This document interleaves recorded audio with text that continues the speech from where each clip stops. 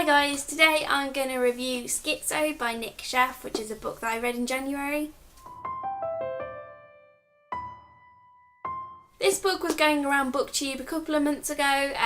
Raylene from Pepperfoot and Prongs, Jessie from Jessie Reads, both of those read it, and I think quite a lot of people. It's a new release in August, I think, or September, and I got it for Christmas. This is the lovely cover. The cover's really good, but I do have some problems with it, which I'll talk about later. But the basic premise of the book is there's a boy called Miles who has schizophrenia, and on the day of his first schizophrenic episode, his little brother goes missing because everyone was focusing on him and not on the little brother because they were at the beach. And the boy goes missing, and the story is set 2 years after that, and Miles is really hung up and he blames himself for his little brother's disappearance. So he goes on a quest to look for his little brother secretly. And so it has a little bit of a murder mystery aspect as well as mental illness.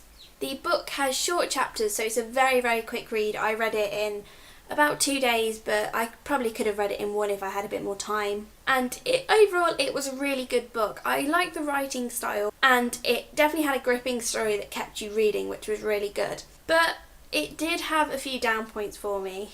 One of them is that although the writing was good, the main character was a little bit bland, and his friends' characters, they were kind of just there. Like, they did have a purpose, obviously, to like fill out the story in Miles' life, but they didn't really do anything for the story, so I found that a little bit annoying. But my main problem with the book is kind of how it's marketed, because it's called Schizo, which is sort of a derogatory term for someone with schizophrenia. It's quite offensive.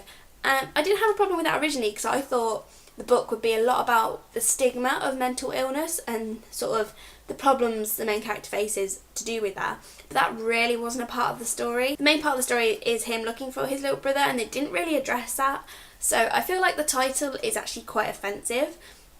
And also the marketing of the book with this, it is very cool 3D look, but I think that sort of builds on the misconception people have that schizophrenia is the same as dual personality disorder, and the book doesn't say that, but I just feel like the cover makes you think that because it's like two people, red and blue, kind of merging, and that isn't schizophrenia. Schizophrenia is hallucinations and paranoia and things like that, which you do see, noisy birds, which you do see in the book, which is really good. But yeah, I think that was my main problem with the book, was that I didn't like the way it was set up from the cover and the title and everything to be something which it really wasn't. However, the book did have a really good twist, which I didn't see coming, which I normally do.